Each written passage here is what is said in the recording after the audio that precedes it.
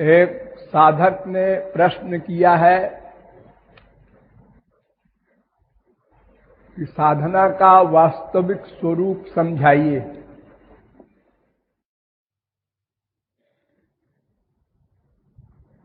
साधना का वास्तविक स्वरूप सबसे पहले समझ लीजिए कि 3 स्वरूप होते हैं।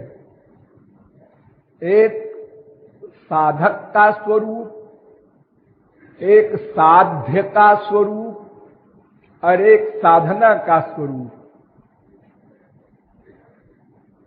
जब तक साधक और साध्य का स्वरूप नहीं समझा जाएगा तब तक साधना का स्वरूप भी नहीं समझा जा सकता। एक एक शब्द पर ध्यान दीजिए। साधक कौन है, साध्य कौन है, ये 2 प्रश्न हल हो जाएं तब इस प्रश्न का नंबर आता है कि साधना क्या है। तो साधक को सभी मायाबद्ध जीव हैं और साध्य मायाधीश भगवान है।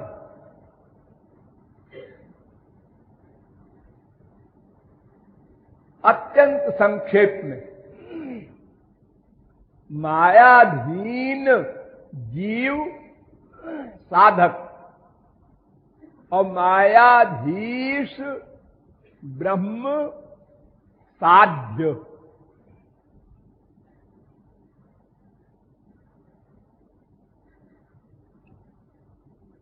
ये जीव ब्रह्म का अंश है। प्रत्येक अंश अपने अंशी से स्वभावतः प्यार करता है। अतएव जीव ब्रह्म से प्यार करता है, भगवान से प्यार करता है। स्वाभाविक रूप से, नेचुरल। आप कहेंगे हम तो संसार से प्यार करते हैं, भगवान से नहीं करते। नो, आप संसार में किसी से प्यार नहीं करते, आपको धोखा है। अरे माँ से प्यार करते हैं, बाप से प्यार करते हैं, बीवी से करते हैं, पति से करते हैं, बेटे से करते हैं, सब रॉन्ग, गलत। हम पूछते हैं कि कोई भी वर्क आप जो करते हैं, कहीं भी जो आप प्यार करते हैं, वो किसके लिए करते हैं? माँ से प्यार किया, बाप से किया, बीवी से किया, पति से किया, धन से किया, किसके लिए किया? अपने लिए किया। तो आप अपने आप से प्यार करते हैं, ऐसा कहिए। वो तो केयर ऑफ है। उसके द्वारा पैसा हो तो पैसे के द्वारा, सामान आवे तो सामान के द्वारा, इंद्रियों का विषय मिले तो इंद्रियों के विषयों के द्वारा सुख मिले, आनंद मिले, शांति मिले, चैन मिले। तो अंतिम एम आपका है आनंद। और आनंद और भगवान दोनों पर्यायवाची शब्द हैं। आनंदो ब्रह्म वेद कहता है। इसलिए प्रत्येक जीव अपने अंशी भगवान को ही चाहता है, लेकिन वो गलत जगह ढूंढ रहा है। बस इतनी सी बात समझने की है।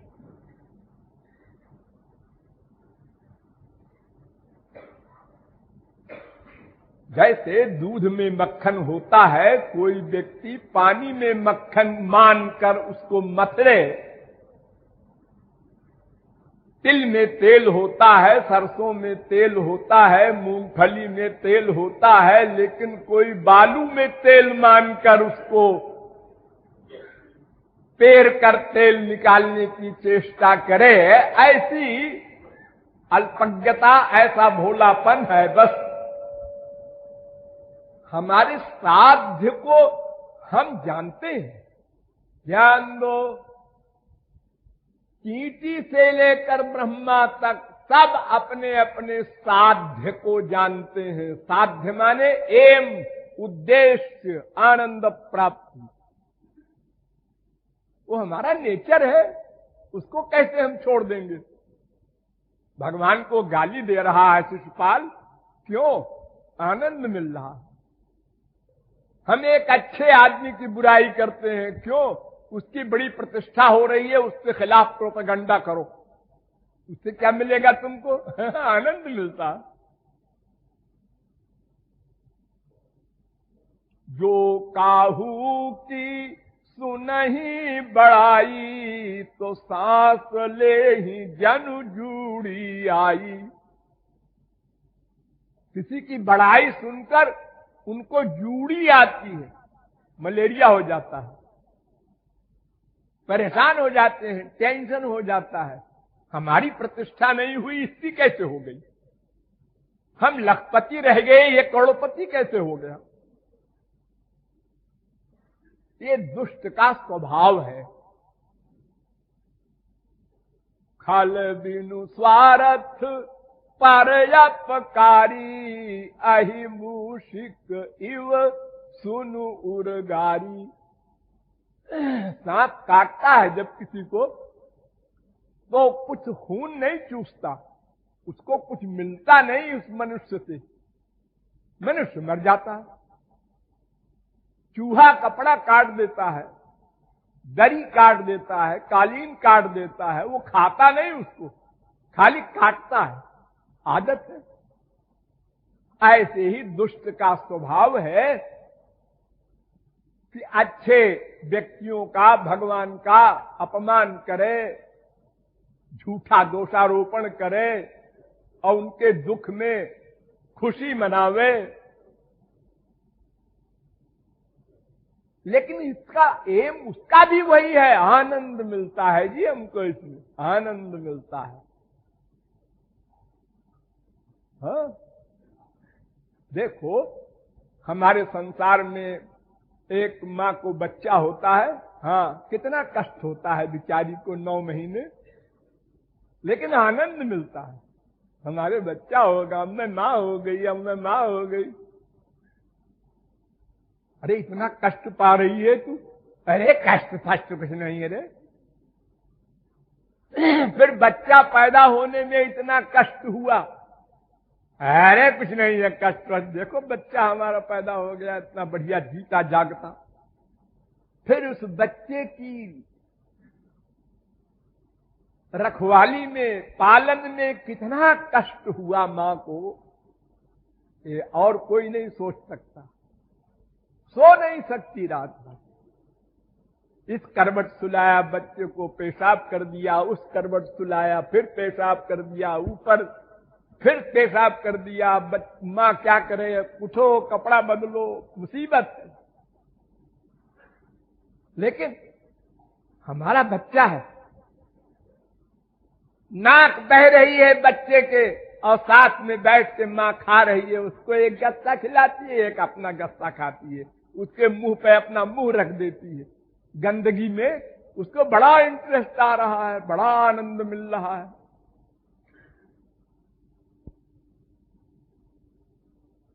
तो संसार में आनंद ही एम है, वो चाहे जिस स्वरूप में हो। इसलिए साध्य का सबको पता है, और साधक को प्रत्येक जीव है ये भी पता है ही है, हो ही गया, इसमें कोई खास बारीक बात नहीं। हमको आनंद नहीं मिला, इसलिए हम आनंद की कामना करते हैं, हमारा नेचर है। आनंद कैसे मिले ये नहीं जानते, यानी साधना। आप लोग यहां साधना करते हैं? हाँ करते हैं। क्या करते हैं? भगवान का नाम, रूप, लीला, गुणधाम, कीर्तन, स्मरण, ये सब करते हैं। भक्ति तो बहुत प्रकार की है, कोई कैसे करे, कोई कैसे करे, लेकिन प्रत्येक भक्ति में सबसे पहला है स्मरण। भगवान का स्मरण करो, उनका रूप ध्यान। इस पर आप लोग ध्यान नहीं देते। कितने हजार बार कृपालु ने कहा होगा, फिर भी भूल जाते। मन बहुत चंचल है। जिस समय आप सुनते हैं उस समय तो फील करते हैं, हाँ लापरवाही हम बहुत करते हैं। उधर निगाह है, उधर निगाह है, उधर निगाह है, उधर निगाह है, रूप ध्यान नहीं करते। देखो, आपके पास साधन करने का, साधना के लिए 6 चीजें हैं कुल जमा टोटल। आंख, कान, नासिका, रसना और त्वचा और मन। 7वीं चीज कोई आपके पास नहीं है, वर्कर। देखने का काम केवल आंख, सुनने का काम केवल कान, सूंघने का काम केवल नासिका, रस लेने का काम केवल रसना, स्पर्श करने की कामना केवल त्वचा की। बस यही 5 ज्ञानेंद्रिय हैं। और कर्मेंद्रिय तो हेल्पर है, हाथ पैर वगैरह। ये ज्ञान शक्ति नहीं है इनमें। इन 5 ज्ञानेंद्रियों का गवर्नर मन है। मन में 5 इंद्रियां रहती हैं। ध्यान दो, मन में 5 इंद्रियां सदा रहती हैं, लेकिन इंद्रियों में मन कभी रहता है, कभी नहीं रहता। इंद्रियां अपने आप कुछ नहीं कर सकती। आंख देखती है, गलत। आंख के द्वारा मन देखता है, ऐसा बोलो। इसीलिए आप लोग ये भी तो बोलते हैं ना, मैंने आंखों से देखा है। मैंने आंखों से देखा है, कानों से सुना है। से माने क्या? वो हेल्पर है, उसके द्वारा। केवल आंख नहीं देख सकती, क्योंकि देखने के बाद ये सोचना होगा ना, ये क्या है। हमने देखा, पूछा ये क्या है, आंख ने देखा, बस। लेकिन ये क्या है, ये उत्तर आंख नहीं दे सकती। ये उत्तर तो मन जब आएगा आंख के पास, तो वो देख के निश्चय करेगा, अरे ये पुस्तक है जी। इसलिए शास्त्र वेद एक स्वर से कहते हैं कि बंधन और मोक्ष का कारण केवल मन है। मन, इंद्रियां हो ना हो सब बराबर। इंद्रियों की भक्ति दिन रात करो, अनंत युग।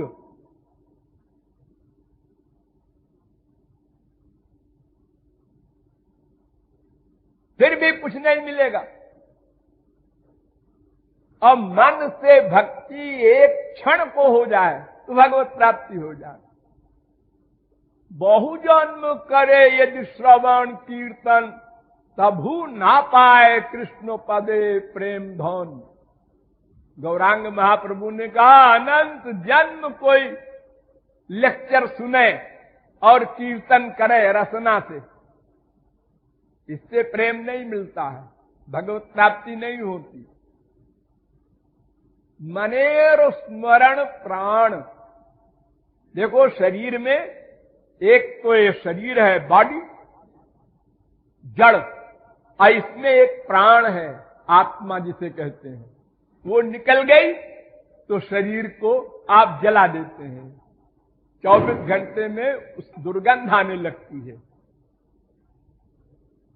तो जैसे आत्मा की इंपॉर्टेंस है, शरीर नथिंग है, ऐसे ही मन की इंपॉर्टेंस है, इंद्रियां कुछ नहीं। अगर है ठीक है, लगा दो उसको भी।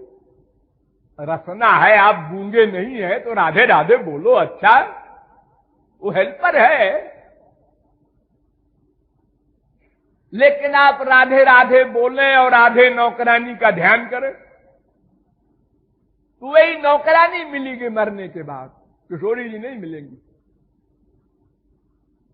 जिसमें मन का अटैचमेंट होगा उसी की प्राप्ति होती है, ये फिलॉसफी आकाश से।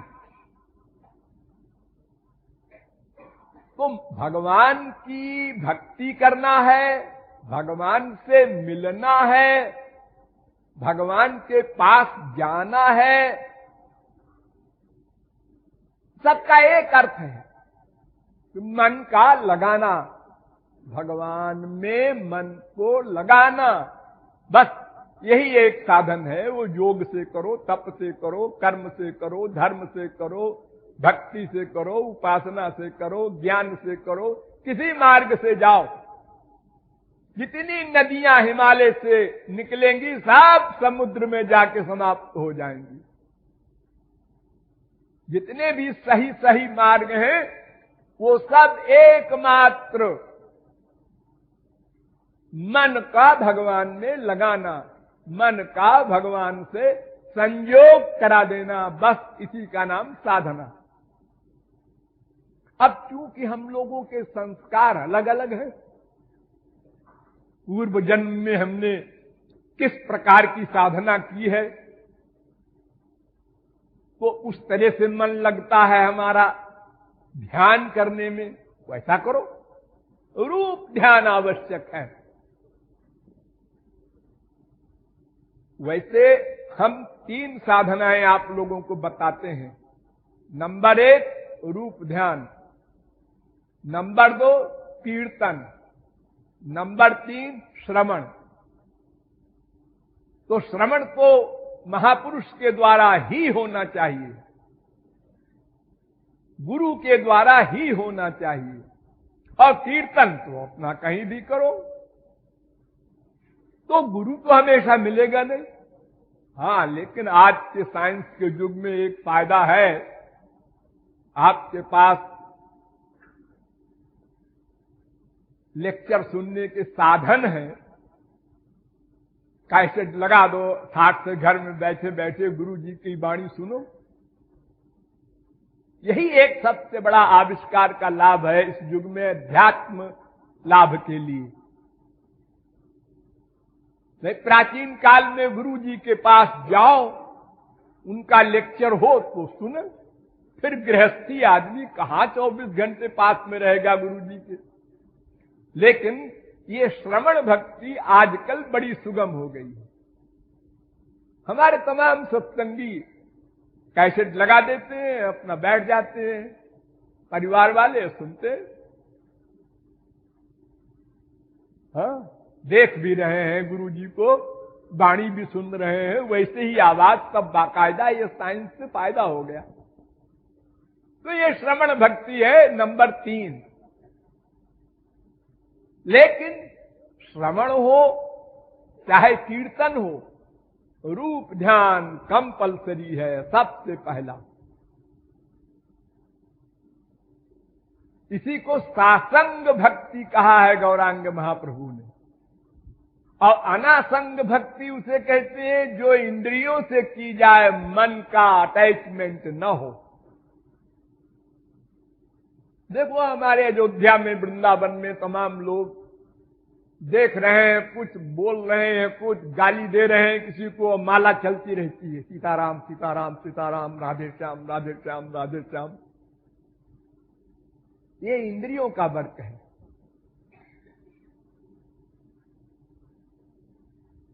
कबीरदास ने बहुत पहले कहा था,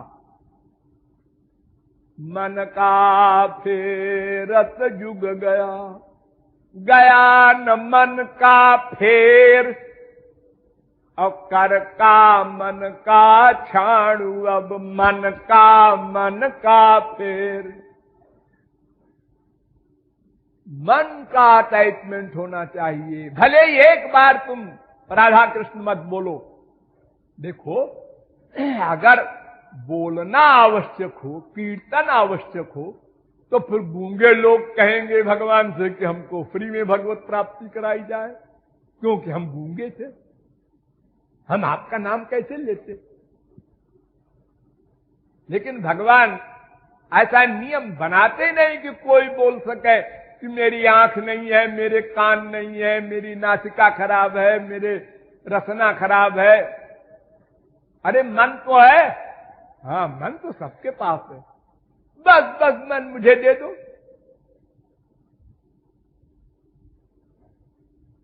ये मन का अटैचमेंट भगवान में हो जाए, यही साधना है।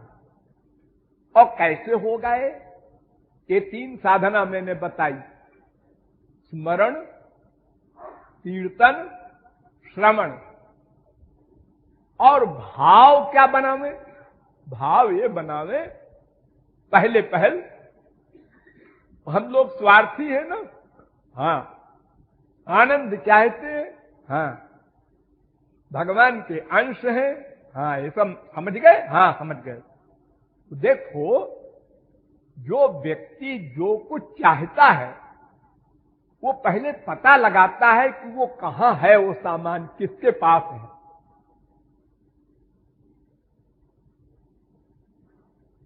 फिर उससे वो सामान अपने पास लाने का प्रयत्न करता है। तो लाने के प्रयत्न करने में 2-3 तरीके हैं। एक तो मांग लो उससे, दादा खाने को दे दो, होटल के सामने खड़े हैं, 2 रोटी मांग रहा है। और दूसरा तरीका, बड़े बड़े जेब कतरे लोग हैं, वो चुरा लेते हैं सामान को और मालिक को मालूम ही नहीं पड़ता, हाँ, तो चुरा लो। और तीसरा रास्ता है कि सामान के मालिक को बांध दो और जबरदस्ती सामान उठा ले जाओ। बस 3 तरीका हो सकता है। अब ये सोचो कि भगवान से 3 तरीकों में कौन तरीका काम देगा? भगवान को हम कहीं बांध दें और उनसे आनंद छीन ले, ये तो इम्पॉसिबल। और भगवान से कोई चुरा ले कोई सामान, ये भी इम्पॉसिबल, क्योंकि वो सर्वांतर्यामी सर्वव्यापक है। अब तीसरा रास्ता बचा कि मांग ले, मैं भूखा हूं, 2 रोटी दे दो, और न दे तो न, उनका कानून है। स्वार्थी व्यक्ति नहीं देता। आपके पास 2 रोटी है और कोई आ गया भूखा और कहता है 2 रोटी का सवाल है, तो आप 2 रोटी उठा के देखते हैं, देखता नहीं 2 ही रोटी है, पहले मैं खाऊं तो तुझको दूं।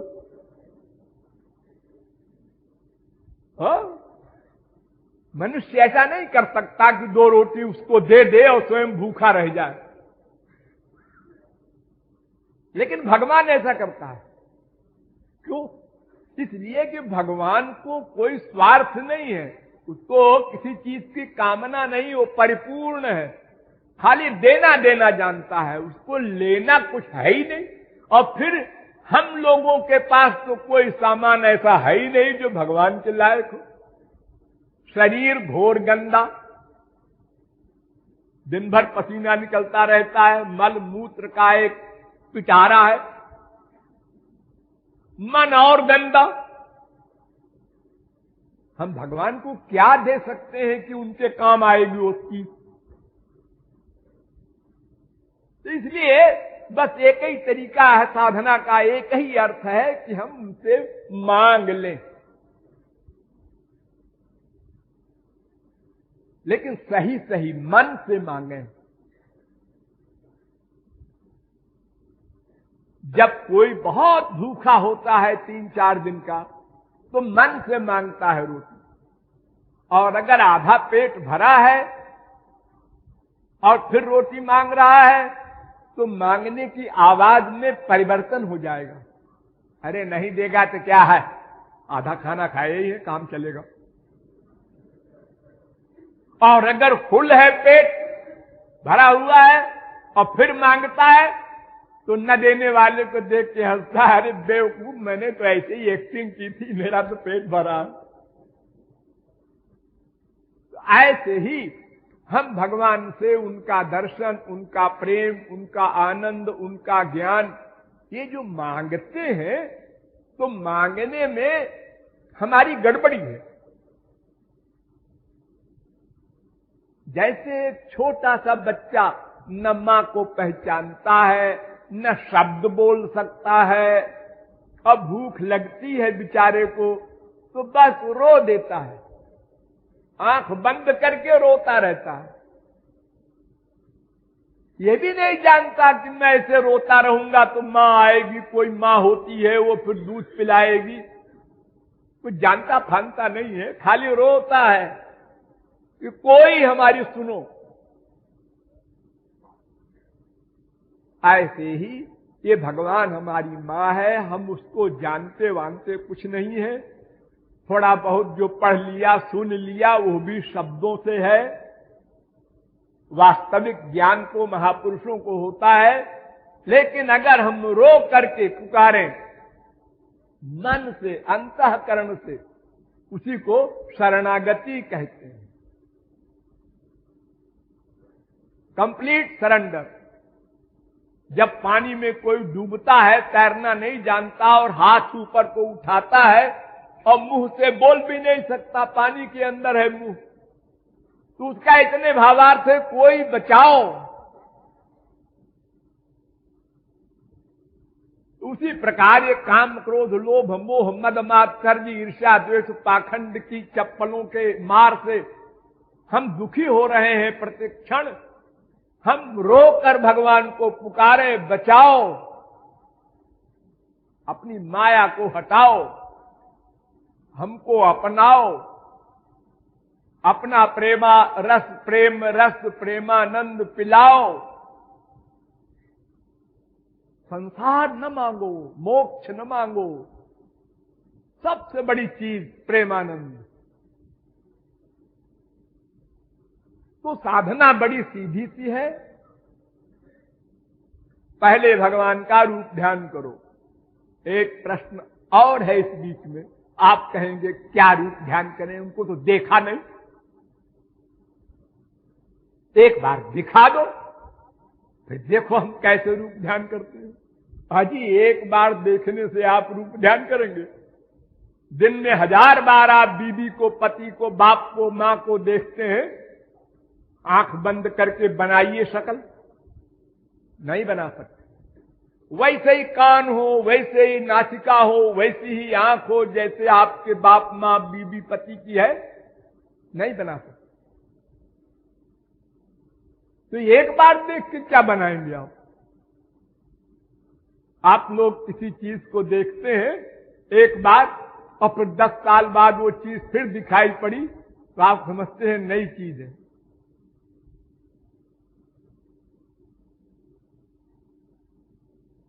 और भगवान के रूप ध्यान में कितनी सरलता है। वो कहते हैं तुमको, तुम्हारे मन को मेरा जो रूप अच्छा लगे बना लो, काला काला, पीला पीला, नीला नीला, सफेद सफेद, बचपन का, युवावस्था का, बुढ़ापे का, जो तुमको पसंद हो तो बना लो, हम उसको सही मान लेंगे। वो मेरा रूप नहीं है, मेरा रूप कोई बना नहीं सकता है भगवत प्राप्ति के पहले, लेकिन मैं उसको ही सही मान लेता हूं। तुम बनाओ, क्योंकि सबकी पसंद अलग अलग है। किसी को काला काला लड़का अच्छा लगता है, किसी को गोरा गोरा अच्छा लगता है, किसी को लंबा लंबा, किसी को मीडियम क्लास का, किसी को ठिगना ठिगना, सबकी पसंद अलग अलग है संसार में। तो भगवान कहते हैं तुमको जो पसंद हो वैसा बना लो। अब आप कहेंगे कोई बड़ा आर्टिस्ट होगा तो बहुत सुंदर स्वरूप बनाएगा भगवान का, और कोई गांव का गमार है तो अपने ही समान बना लेगा, कोई ऐना बैना। हाँ सब ठीक है, अरे गोल गोल शालिग्राम होते हैं भगवान, न उनके हाथ है, न पैर है, न नाक है, न कान है, कुछ नहीं। और उनमें भगवान की बुद्धि करके जो उपासना करते हैं वो भगवत प्राप्ति कर लेते हैं। इसलिए भगवान का रूप ध्यान करना बहुत सरल है, और भगवान से भी रूप ध्यान से भी अधिक सरल है गुरु का रूप ध्यान करना। गुरु और भगवान एक है, गुरु का ध्यान करो चाहे भगवान का ध्यान करो, भावार्थ ये है कि शुद्ध वस्तु का ध्यान करो तो मन शुद्ध हो जाए। तुम्हारे संसार के जितने भी लोग हैं, देवता हो, मनुष्य हो, राक्षस हो, माँ हो, बाप हो, बेटा हो, जो भी हो, वो सब माया के अंडर में है, इसलिए गंदे हैं। उनका रूप ध्यान करोगे, उनको मन में लाओगे तो मन और गंदा हो जाएगा। तो मन में शुद्ध वस्तु लाओ तो मन शुद्ध हो जाए, बड़ी सीधी सी बात है। जितना अधिक भगवान गुरु हमारे अंतःकरण में आएंगे उतना अधिक अंतःकरण शुद्ध होगा। जैसे किसी कपड़े में बहुत मैल है, एक बार साबुन लगाया कोई फर्क नहीं लग रहा, फिर लगाओ, वैसे ही तो है, फिर लगाओ, अरे क्या तुम्हारा साबुन है 2 कौड़ी का? अरे बेवकूफ, ऐसे लगाता जा बार बार बार बार बार बार। तुझको नहीं पता है ये कई मीटर क्या ये की गंदगी इसके ऊपर है लगी हुई, तमाम जन्मों की। तो लगातार धोते धोते धोते धोते एक दिन निर्मल हो जाता है। सब अभ्यास से होता है। आप लोग जब पैदा हुए तो करवट बदलना भी नहीं जानते थे, बड़ा अभ्यास किया तो करवट बदलना सीखा, फिर बड़ा अभ्यास किया तो बैठना सीखा, फिर बड़ा अभ्यास किया तो खड़ा होना सीखा। 1000 बार गिरे, चोट लगी, रोए, लेकिन हिम्मत नहीं हारे, चलते रहे, फिर दौड़ने लगे, फिर बड़े बड़े कंपटीशन में चले गए। तो हर काम संसार का प्रैक्टिस से होता है। एक वो दिन भी था जब आप लोग का नहीं बोल सकते थे, ए नहीं बोल सकते थे, सिखाया टीचर ने, बोलो बेटा का, के नहीं का। जितनी मेहनत पड़ी टीचर का सिखाने में, और आज आप धड़ल्ले से इंग्लिश, हिंदी, उर्दू सब बोल रहे। अभ्यास से ऐसे ही भगवान में मन लगाने का बार बार अभ्यास करो। निराशा मत लाओ, आलस्य मत करो, अपने को अजर अमर मत मानो, पता नहीं कल का दिन मिले न मिले, उधार न करो। शुद्ध हरि गुरु को अंतःकरण में लाओ। इसी को समर्पण कहते हैं, इसी को शरणागति कहते हैं, इसी को साधना कहते हैं, इसी को उपासना कहते हैं। इसी से तुम्हारा लक्ष्य प्राप्त होगा, साध्य प्राप्त होगा। साधना का ये संक्षिप्त स्वरूप है।